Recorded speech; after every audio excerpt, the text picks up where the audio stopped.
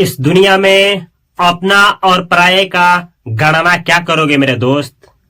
अगर किसी का साथ ही देना हो तो इस कदर से दो कि जिसके तुम साथ में खड़े हो उसके खिलाफ में भगवान भी खड़े हो जाए, तो तुम जिसके साथ में खड़े हो उसी की तरफ से नजर आओ।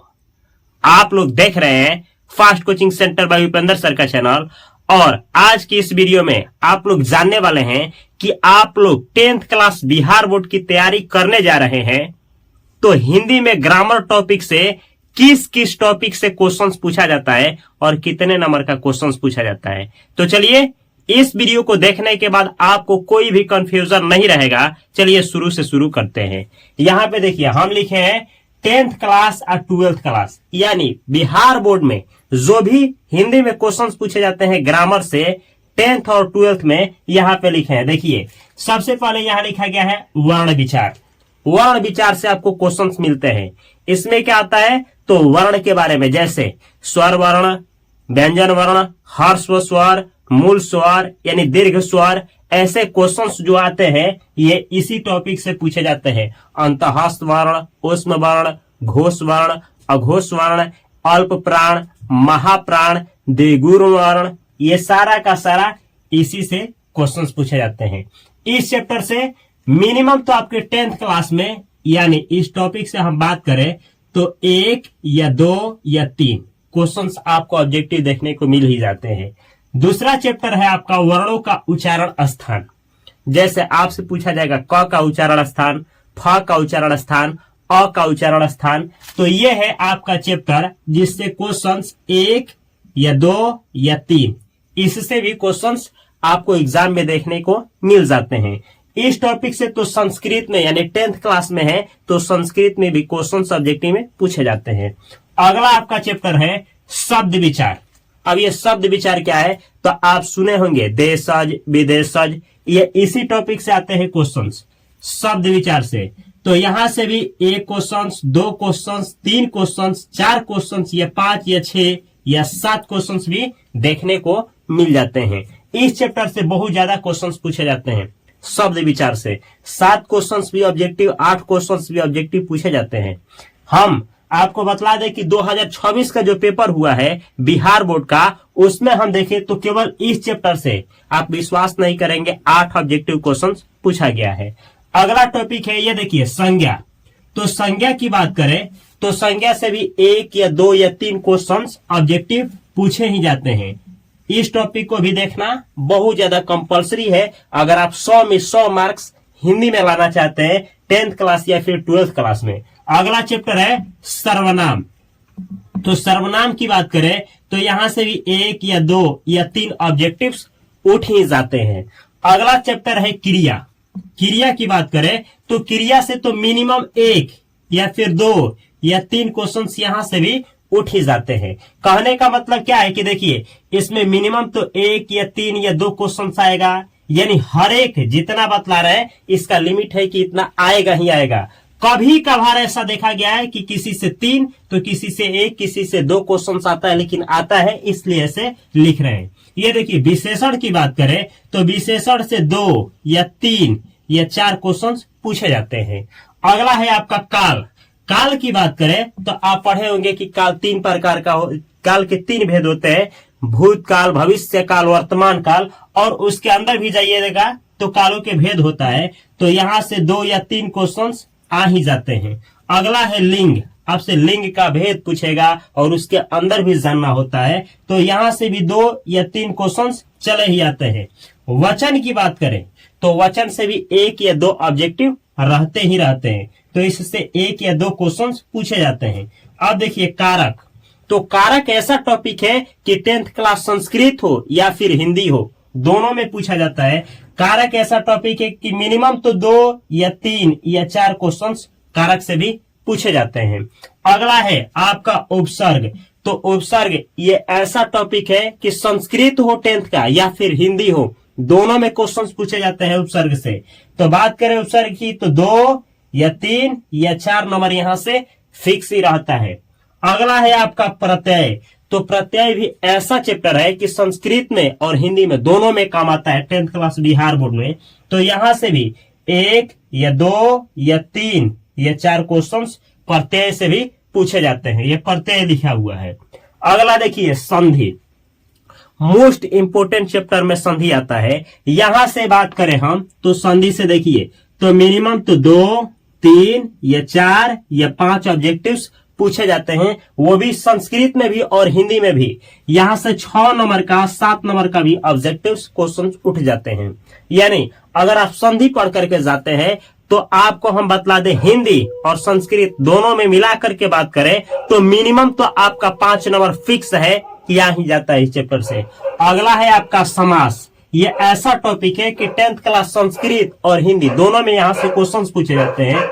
इस समास की बात करें तो मिनिमम तो 2 या 3 या 4 क्वेश्चंस यहां से भी बन जाते हैं। यानी संस्कृत और हिंदी दोनों को मिला दे तो मिनिमम 5+ नंबर के क्वेश्चंस समास से भी पूछे जाते हैं। अगला है आपका चैप्टर, ये देखिएगा पर्यायवाची शब्द। तो पर्यायवाची शब्द से तो मिनिमम 2, 3, 4 यहां से भी क्वेश्चंस 2 या फिर 3 नंबर का क्वेश्चंस ऑब्जेक्टिव पूछ ही दिए जाते हैं। विलोम शब्द की बात करें तो इससे भी 2 या 3 मिनिमम 2 या 3 पूछे ही जाते हैं विलोम शब्द।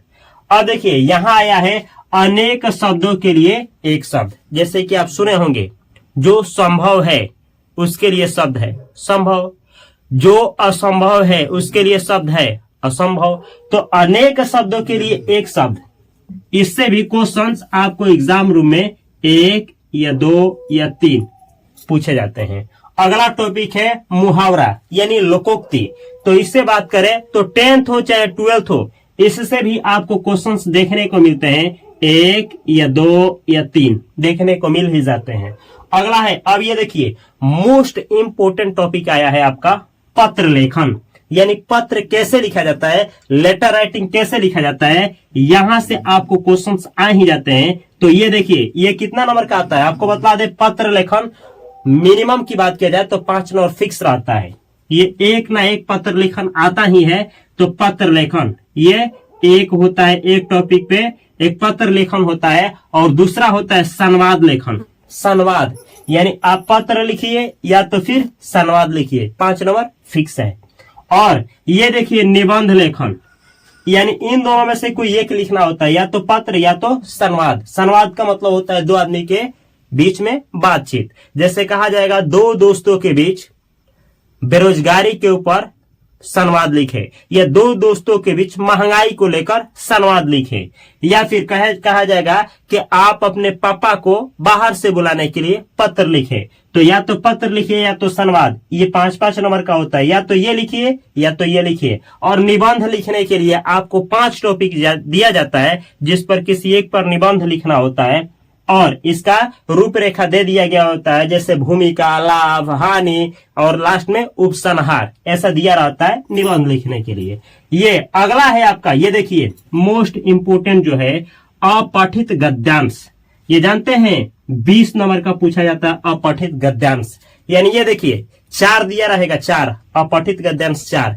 ये 2 देगा तो इसमें से कोई एक बनाइएगा, 10 नंबर का आता है। फिर 2 देगा तो कोई एक बनाना होता है 10 नंबर का। ये होता क्या है कि इतना दिया रहेगा उसमें से पढ़िए और पढ़ करके 5 क्वेश्चन पूछे जाते हैं, 2 नंबर ये आंसर करिए। ये होता है अपठित गद्यांश, 20 नंबर का आता है। आप 10th क्लास में है बिहार बोर्ड में तो आपको जानना चाहिए। और इतना ही नहीं, शुद्ध एवं अशुद्ध वाक्य चुनने को आता है। यह शब्द आपको दे देगा, कहेगा कि निम्नलिखित में कौन शुद्ध है, यानी सही शब्द है या सही वाक्य है या शुद्ध वाक्य है। तो यहां से भी क्वेश्चंस देखने को मिल जाते हैं। मिनिमम की बात करें तो 1 या फिर मैक्सिमम बात करें तो 2 या 3 भी उठा दिए जाते हैं इससे क्वेश्चंस। अब देखिए, अब हम बतला दें, यहां देखिए जितना भी देख रहे हैं टॉपिक, अगर आपके पास टाइम है तो यही है चैनल, इस चैनल को सब्सक्राइब करके बेल आइकन की घंटी को दबा लें। हो सकता है कि अगर आप लोग इस वीडियो को देर से देख रहे हैं तो यहाँ पे एक प्लेलिस्ट देंगे। इस प्लेलिस्ट में जितना भी टॉपिक आप देख रहे हैं सारा का सारा सीरीज बाय सीरीज करके इस टॉपिक इस प्लेलिस्ट में आपको देखने को मिलेगा। तो इस प्लेलिस्ट के हर एक वीडियो को कॉपी कलम के साथ देखिए, वीडियो को पॉज करते हुए, नोट बनाते हुए और प्रैक्टिस करते हुए आगे बढ़िए। ये देखिए, जितना भी टॉपिक हम आपको बतलाएं, इसमें से अगर आप चाहते हैं कि छांट दे आपके लिए कि बेस्ट कौन सा है, कि कम पढ़े और 10th क्लास में या फिर 12th में है तो धमाका मचा दे, तो देखिए, अगर आप 12th में है तो 12th में एक टॉपिक और बढ़ जाता है, वो होता है आपका संक्षेपण। यानी संक्षेपण आपको दिया रहेगा और उसमें से संक्षिप्त करके लिखना होता है। जैसे मानिए कहानी टाइप का रहेगा और उसको छोटा में लिखना होता है, तो संक्षेपण टॉपिक आपको इन 12th क्लास में बढ़ जाता है। अब देखिए, जो मोस्ट इंपोर्टेंट है 10th क्लास में, तो आपको क्या आना चाहिए? अपठित गद्यांश 20 नंबर का होता है, ये आना ही चाहिए। निबंध लेखन, ये 10 नंबर का ये आपको आना ही चाहिए। ये देखिए, संवाद लेखन 5 नंबर का और ये आता है 5 नंबर का, यानी ये दोनों आता है। तो जो आसान आपको एग्जाम हॉल में बने यानी बन सकता है, जो आपसे आसानी से बन सकता है, वो आप बना लेंगे। तो ये देखिए, ये दोनों मिलाइएगा तो 30, ये दोनों में से कोई एक बनाते हैं तो 35 नंबर आप आसानी से ला लेंगे। केवल कितना टॉपिक पढ़ करके? तो देखिए, 4 टॉपिक पढ़ करके, पत्र लेखन, संवाद लेखन, निबंध लेखन और अपठित गद्यांश लेखन, ये 4 केवल पढ़ लेते हैं तो आराम से 35 नंबर ला देंगे। अब सोच रहे होंगे कि 4 ये टॉपिक पढ़ने में कितना दिन लगेगा? महीना दिन? नहीं भाई, मैक्सिमम 4 क्लास लेते हैं, मैक्सिमम 4 क्लास लेते हैं ना, तो आप आसानी से ये चारों कवर कर लेंगे। आगे देखिए, अब इसमें से जो मोस्ट इंपोर्टेंट है, जो आपको देखनी चाहिए, तो यहाँ देखिए उपसर्ग। अब उपसर्ग क्यों? क्योंकि अगर आप इसको पढ़ते हैं ना, तो इससे संस्कृत में भी क्वेश्चन आता है, आपको मदद मिलेगा। ये देखिए उच्चारण स्थान, इससे भी क्वेश्चंस दोनों सब्जेक्ट में पूछे जाते हैं और आसान भी होता है। और ये देखिए प्रत्यय, अगर आप इसको हिट करते हैं ना, तो संस्कृत में और हिंदी दोनों में फोड़ेंगे। और ऐसे ही कारक है, कारक से भी दोनों में क्वेश्चंस को हिट करेंगे। तो ये ऐसे शब्द है। यहाँ देखिए संधि को तो भूलना ही नहीं है। यहाँ देखिए समास को भी नहीं भूलना है। इधर इतना और इधर देखिए इतना। अगर आप इतना हल कर लेते हैं, यानी आप इतना जान लेते हैं, तो ये ऐसे टॉपिक हैं कि आपको संस्कृत में और हिंदी में दोनों में फोड़ने में मदद करेंगे। टाइम है तो सब मचा करके जाइए और एग्जाम हॉल में फास्ट कोचिंग सेंटर जैसा आप भी अपना नाम करिए। अगर ये वीडियो आप लोगों के लिए हेल्पफुल रहा है तो इस वीडियो को अपने दोस्तों के पास, भाइयों के पास और उनके पास अवश्य शेयर करें। इसका लिंक अवश्य किसी न किसी ग्रुप में अवश्य शेयर करिए। मैं मिलता हूं बेहतर कंटेंट के साथ इस प्लेलिस्ट में सारे वीडियो के साथ। तब तक के लिए आप सभी को तहे दिल से नमस्कार। Thanks for watching this video informative लगा हो तो इस चैनल को सब्सक्राइब करना और बेल आइकन की घंटी को दबाना ना भूलें।